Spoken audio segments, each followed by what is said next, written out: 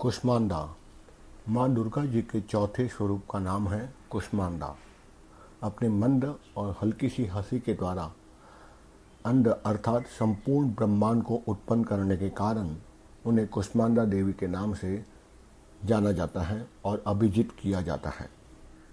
जब सृष्टि का अस्तित्व नहीं था, चारों ओर अंधकार ही अंधकार का परिव्याप्त था, तब इन्हीं देवी ने अपने ईषत् हास्य से संपूर्ण ब्रह्मांड की रचना की थी। अतः यही सृष्टि के आदि स्वरूप है, आदि शक्ति है। इसके पूर्व ब्रह्मांड का अस्तित्व था ही नहीं। इनका निवास स्थान सूर्य मंडल के भीतर के लोक में है। सूर्य लोक में निवास कर सकने की क्षमता और शक्ति केवल माँ कुष्मांडा के अंदर ही है। इनके शरीर की क्रांति और इनकी प्रभा भी सूर्य के समान दीप्यमान और भावस्वर है। इनकी तेज की तुलना इन्हीं से की जा सकती है। अन्य किसी देवी देवता से इनकी तेज और इनकी प्रभाव की क्षमता हम कर ही नहीं सकते। इन्हीं की तेज और प्रकाश से दसों दिशाएं प्रकाशित हो रही हैं और ब्रह्मांड की सभी वस्तुएं और प्राणियों में अवस्थित तेज इन्हीं की छाया प्रतिछाया है। इनकी 8 भुजाएं हैं, अतः ये अष्टभुजा देवी के नाम से भी विख्यात है। इनके 8 हाथों में क्रमशः कमंडल है, धनुष है, बाण है, कमल पुष्प है, अमृतपूर्ण कलश है, चक्र है और गदा है। और 8वें हाथ में सभी सिद्धियों और निधियों को देने वाली जपमाला है। माँ कुष्मांडा का वाहन सिंह है। संस्कृत भाषा में इन्हें कुष्मांड कुम्हंडे को भी कहते हैं।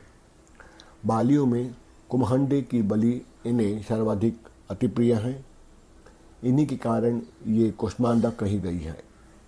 नवरात्रि के पूजन में चौथे दिन कुष्मांडा देवी के स्वरूप की उपासना शाक्त करते हैं और इसी दिन साधक का मन जब कुंडलिनी के चक्रों को भेदन करती हुई चौथे चक्र में, जो है अनाहत चक्र, मणिपुर चक्र के बाद चौथा चक्र आता है अनाहत चक्र में अवस्थित हो जाता है। इस दिन उन्हें अत्यंत ही पवित्र और अचंचल मन से माँ कुष्मांडा देवी के स्वरूप का ध्यान में रखकर इनकी पूजा उपासना कार्य में लग जाना चाहिए। माँ कुष्मांडा की उपासना से भक्तों में समस्त प्रकार के रोग और शोक का नाश हो जाता है। इनकी भक्ति से आयु, यश, बल और आरोग्य की प्राप्ति होती है और आरोग्य की वृद्धि भी होती है। माँ कुष्मांडा अत्यंत ही सेवा और बहुत ही थोड़ी भक्ति से प्रसन्न होने वाली देवी है।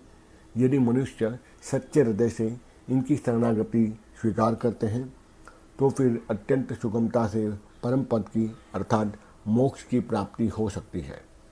हमें चाहिए कि हम अपने शास्त्र और पुराणों में जो वर्णित विधि विधान है उसके अनुसार माँ दुर्गा की उपासना और उनकी भक्ति को अपनाकर मोक्ष मार्ग की ओर अग्रसर हो। माँ दुर्गा के इस भक्ति मार्ग पर कुछ ही कदम आगे बढ़ने पर भक्त साधक को उनकी कृपा का सूक्ष्मतम लेकिन निश्चित अनुभव होने लगता है। यह दुख और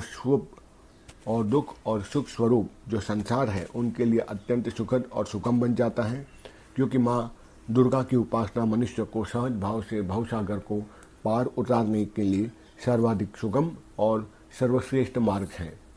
माँ कुष्मांडा की उपासना मनुष्य को आधियों और व्याधियों से सर्वदा मुक्त करके उन्हें सुख, समृद्धि और उन्नति की ओर ले जाने वाली सरल और सबसे श्रेष्ठतम विधान है। अतः अपने लौकिक और पारलौकिक उन्नति की चाहने वालों को चाहिए कि वो माँ कुष्मांडा की उपासना सदैव करते रहें।